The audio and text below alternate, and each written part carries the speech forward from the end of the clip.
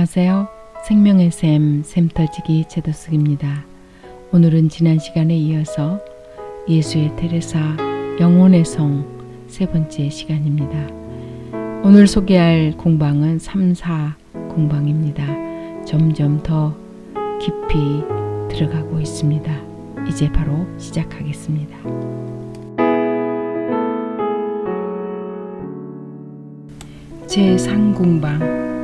제3공방에 들어온 영혼들에 대해서 여러분에게 말하려고 합니다. 그 영혼들이 첫째 난간을 돌파하는 데는 주님의 은혜가 결코 적지 않을 뿐더러 은혜라도 아주 큰 은혜입니다. 내 생각에는 주님의 은혜를 받은 이런 영혼들이 이 세상에 많다고 봅니다.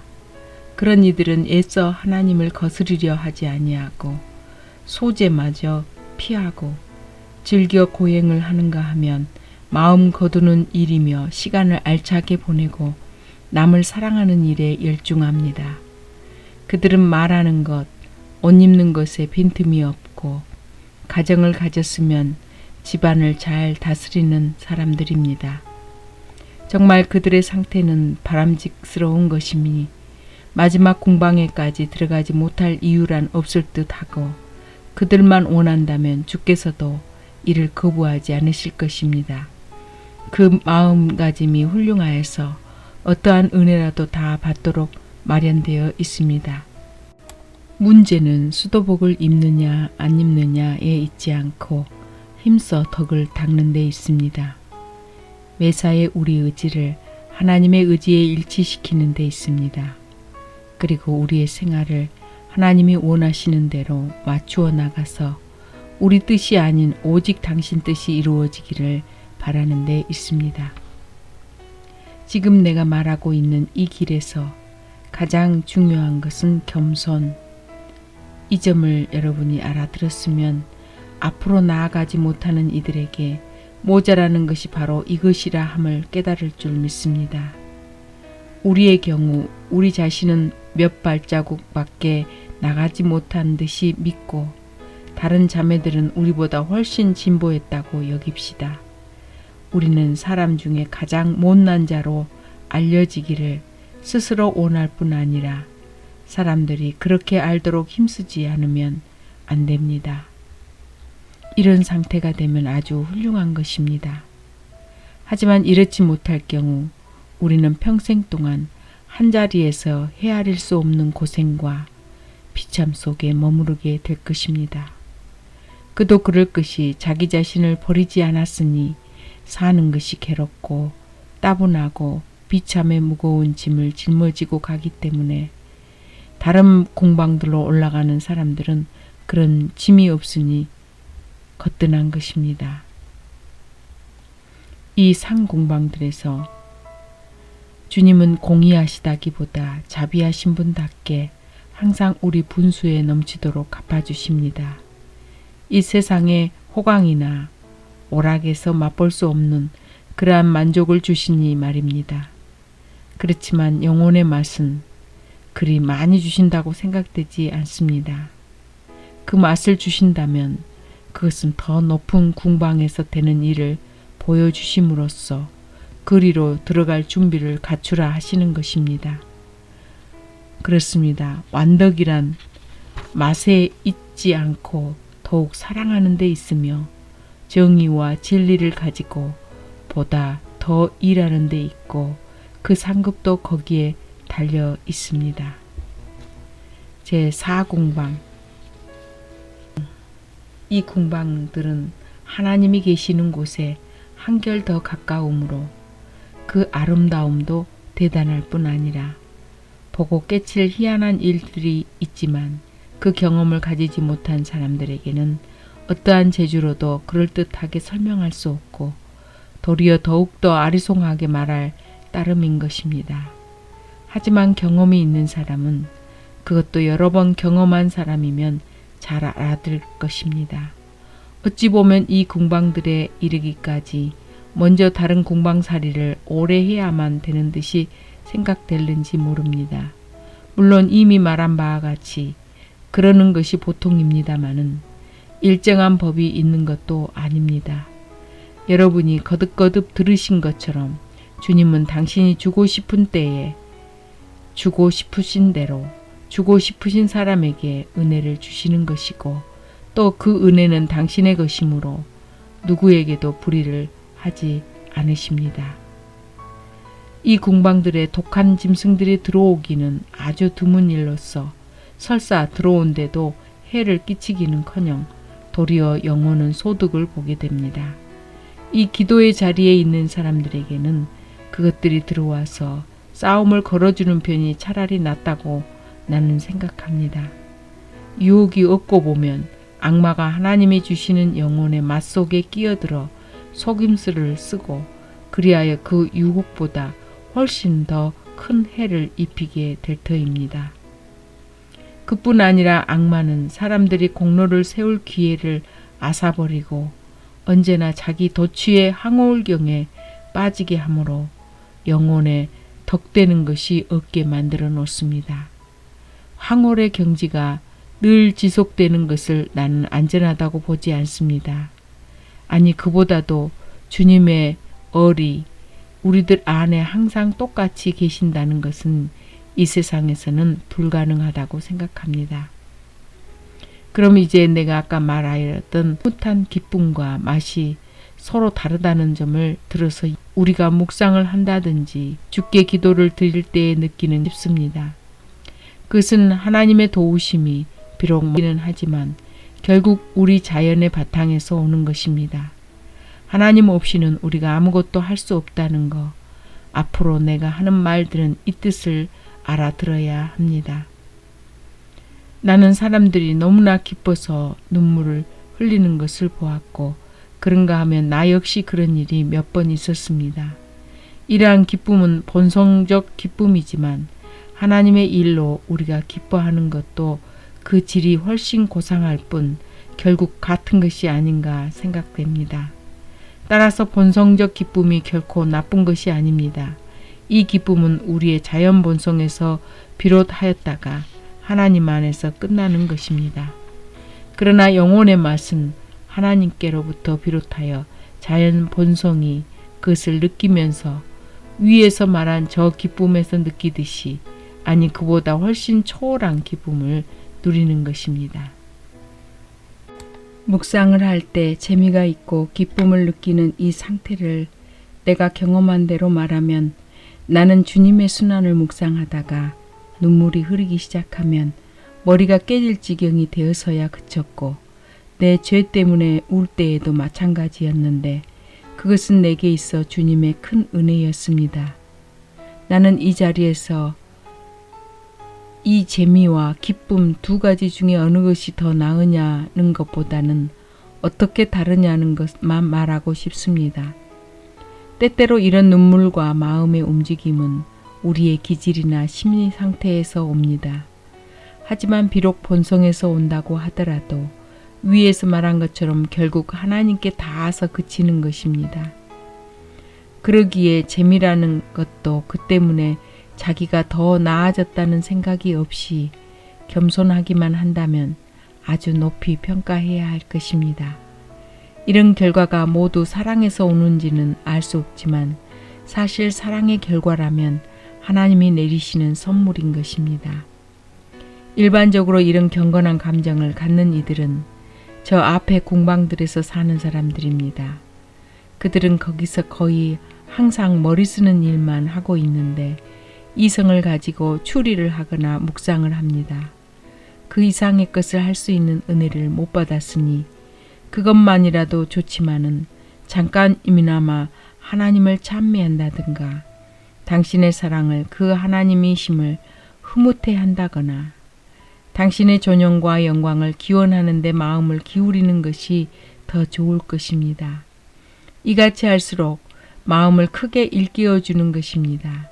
한 가지 매우 주의해야 할 것은 주께서 이런 정감을 내려주실 때에 이젠 전부터 하던 묵상은 그만두라 하시나 보다 하고 그 정감을 버리지 말아야 합니다. 다만 나로서 여러분이 알아두었으면 하는 것은 이 길에서 많은 진보를 얻고 우리의 소망인 궁방들로 올라가기 위하여 중요한 일은 많이 생각하는 일이 아니고 많이 사랑하는 일이라는 것입니다.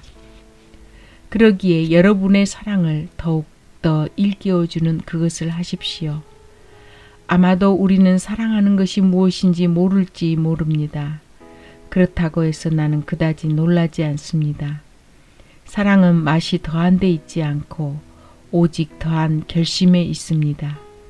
매사에 하나님을 기쁘게 해드리려는 결심, 그리고 있는 힘을 다해서 당신을 거스리지 않고 당신 아드님의 크신 영광과 교회의 발전을 위하여 비는 것입니다. 이런 것이 사랑의 표입니다. 그렇다고 여러분은 다른 것을 생각해서는 안 된다든지 조금만 마음이 헷갈렸어도 다 틀렸다고 생각해서도 안 됩니다. 나 역시 그런 시끌시끌한 생각 때문에 나는 얼마나 고생했는지 모릅니다. 기도 생활을 하는 많은 사람들이 고민하는 것은 이런 데 원인이 있습니다. 지식이 없는 그들 대부분은 마음속의 고민을 못 이겨내어 우울증에 걸리고 건강을 잃고 나아가서는 기도마저 아주 집어치우게 됩니다. 더 말할 것 없이 자기 안에 하나의 세계가 있다는 것을 생각하지 않는 까닭입니다. 보십시오. 삽시간에 전속력을 내어서 옮겨지는 천체의 움직임을 우리 힘으로 걷잡지 못하는 것처럼 우리의 상상을 멈추게 할 힘도 우리에게는 없습니다. 그래서인지 우리는 영혼의 모든 능력이 상상과 함께 옮겨지는 줄로 여겨서 하나님 앞에서 보내는 시간이 잘못 써졌다, 허사가 되었다 하고 생각합니다. 하지만 상상이 궁성 밖에서 갖은 맹수와 독중에 시달리면서 그 시달림으로 공로를 쌓아가는 동안 영혼은 보다 높은 궁방에서 주님과 아기자기하게 지내는지도 모를 일입니다. 그러기에 함부로 마음을 어지럽히거나 기도를 놓아버리거나 해서는 안 됩니다. 이것이야말로 악마가 노리는 바입니다. 대개의 경우 우리의 불안과 고민은 모두 다 우리 자신을 알지 못하는 데서 오는 것입니다. 나는 영적인 것에 대해서 무엇을 설명하는 데 있어서 물을 가지고 비유하는 것을 제일이라고 생각합니다. 물통 2개가 제각기 다른 방법으로 채워지는 것을 생각해 봅시다. 하나는 먼 데서부터 수도관을 통해서 그리고 사람의 공력을 들여서 끌어오는 것이고 또 하나는 바로 생수 구멍에다 들이대어서 아무 소리도 없이 물이 가득 차는 것입니다.